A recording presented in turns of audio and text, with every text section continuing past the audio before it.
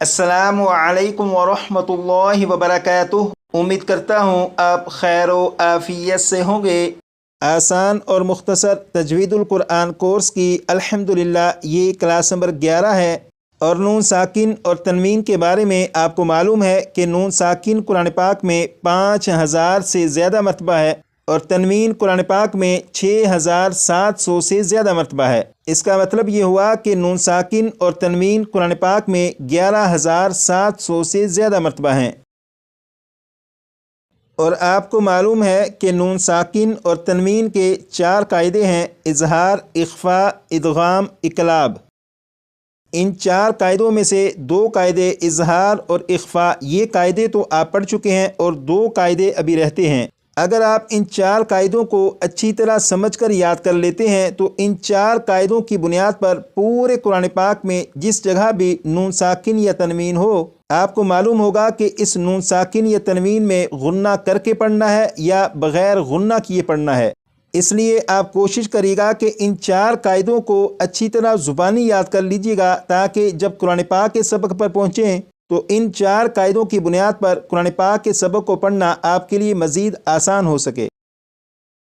इन 4 कायदों में से इजहार और इख्फा ये 2 कायदे तो आप पहले पढ़ चुके हैं और आज की क्लास में इदगाम के सबक को शुरू करेंगे। अब यहाँ पर देखिएगा, ये लिखा हुआ है इदगाम इदगाम इदगाम, 6 मरतबा पढ़िएगा।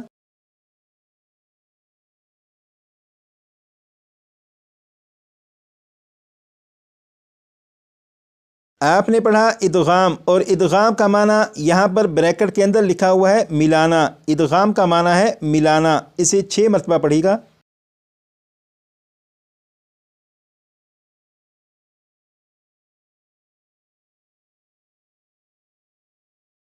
यहाँ पर लिखा है नून साकिन, और नून साकिन के बारे में आपको मालूम है कि नून के ऊपर अगर जज्म हो तो नून साकिन होगा। यहाँ पर नून के ऊपर जज्म है तो ये नून साकिन है। इसी तरह तनवीन के बारे में भी आपको मालूम है कि 2 ज़बर 2 ज़ेर 2 पेश को तनवीन कहते हैं। अब यहाँ पर देखिएगा, लिखा हुआ है हरूफ यरमलून 6 हैं। हरूफ यरमलून 6 हैं, 6 मरतबा पढ़िएगा।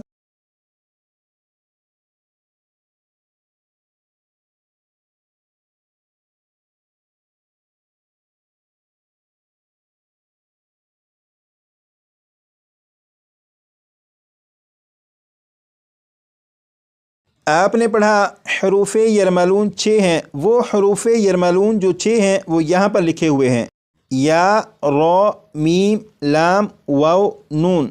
या, रॉ, मीम, लाम, वाव, नून, 6 मरतबा पढ़िएगा।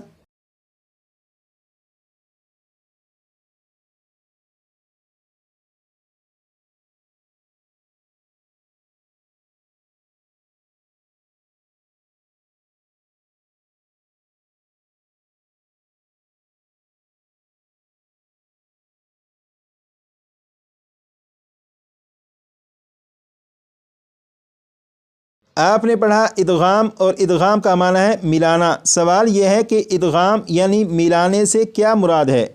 इसका जवाब यह है कि नून साकिन या तनवीन के बाद इन 6 हरूफ में से कोई भी हर्फ आ जाए तो नून साकिन या तनवीन को उस हर्फ में इदगाम करेंगे यानी मिलाकर पढ़ेंगे। एक मरतबा फिर सुनिएगा, इदगाम इदगाम का माना है मिलाना, और मिलाने से मुराद ये है कि नून साकिन या तनवीन के बाद इन 6 हरूफ में से कोई भी हर्फ आ जाए तो नून साकिन या तनवीन को उस हर्फ में इदगाम करके पढ़ेंगे यानी मिलाकर पढ़ेंगे।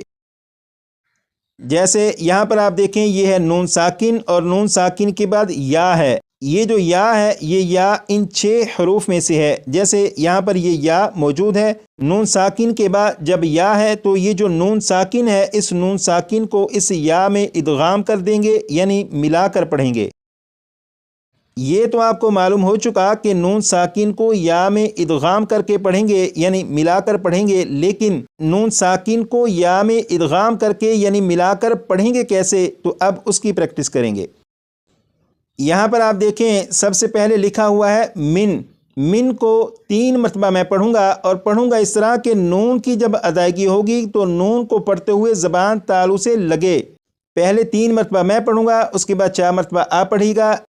بسم اللہ الرحمن الرحیم۔ من 3 مرتبہ میں نے پڑھا اور اس طرح پڑھا کہ زبان تالو سے لگا کر پڑھا۔ اب آپ بھی پڑھیے گا 4 مرتبہ زبان تالو سے لگا کر۔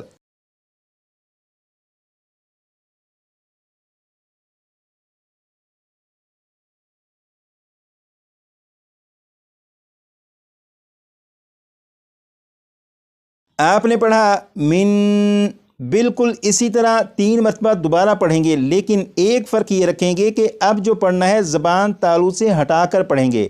اب اسے 3 مرتبہ میں پڑھوں گا اور اس طرح کے زبان تالو سے ہٹا کر پڑھوں گا، اس کے بعد 4 مرتبہ آپ پڑھیے گا اور پڑھنے سے پہلے 1 مرتبہ زبان تالو سے لگا کر پڑھوں گا، اس کے بعد 3 مرتبہ زبان تالو سے ہٹا کر پڑھوں گا تاکہ آپ کو دونوں آوازوں کا فرق بھی معلوم ہو۔ من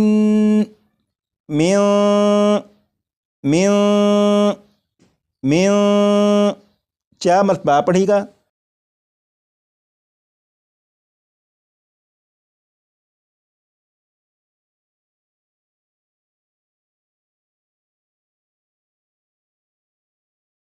آپ نے من کو 2 طریقوں سے پڑھنے کی پریکٹس کی۔ ایک وہ طریقہ کہ جس میں نون ساکن کو پڑھتے ہوئے زبان کو تالو سے لگا کر پڑھا، اور دوسرے طریقے کے مطابق آپ نے نون ساکن کو اس طرح پڑھا کہ زبان کو تالو سے ہٹا کر پڑھا۔ تو یہ جو دوسرا طریقہ ہے جس میں زبان کو تالو سے ہٹا کر پڑھا، اسی طریقے کی دوبارہ پھر پریکٹس کرتے ہیں، کیونکہ اسی سے ادغام کرنا ہم آسانی سے سیکھ سکتے ہیں۔ جیسے اسے میں 4 مرتبہ پڑھوں گا اور اس کے بعد پھر 6 مرتبہ آپ پڑھیے گا۔ من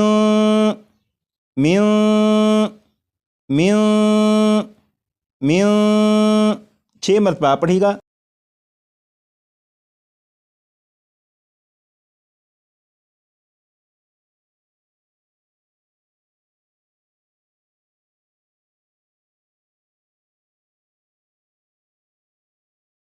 یہاں پر آپ نے پڑھا میوں۔ آپ غور کریں کہ یہاں پر ایسے معلوم ہو رہا ہے کہ جیسے میم کے بعد جو آواز ہے وہ اوپر کی طرف جا رہی ہے، جیسے میوں۔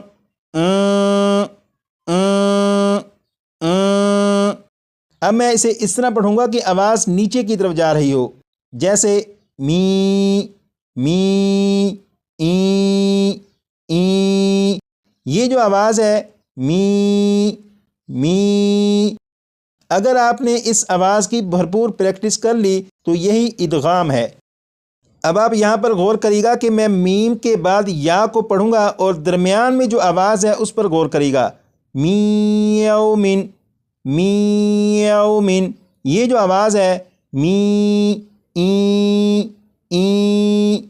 یہی ادغام ہو رہا ہے، اور ادغام اس طرح کہ نون ساکن کو یا میں شامل کر کے پڑھا جا رہا ہے اور غنہ کر کے پڑھا جا رہا ہے۔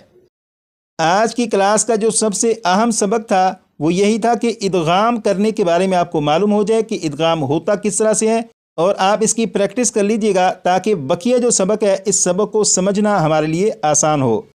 اس سبق کی وضاحت رہتی ہے وہ کلاس نمبر 12 میں انشاءاللہ کروں گا۔ آج کی کلاس کا جو سبق یاد کرنا ہے وہ آپ یہ یاد کر لیجئے گا، ادغام کا معنی ہے ملانا۔ حروف یرملون 6 ہیں، یا، را، میم، لام، واو، نون، اور یہاں سے آپ پریکٹس کر لیجئے گا۔ کلاس نمبر 8 میں یہ والا سبق شروع کیا تھا، اسے بھی اگر آپ پڑھنا چاہیں تو پڑھ لیجئے گا۔ کلاس نمبر 9 میں یہ والا سبق پڑھا گیا، کلاس نمبر 10 میں یہ والا سبق پڑھا گیا۔ اگر ان اسباق کی بھی آپ دہرائی کرنا چاہیں تو کر لیجئے گا۔ آج کے لیے اتنا ہی، مزید کلاس نمبر 12 میں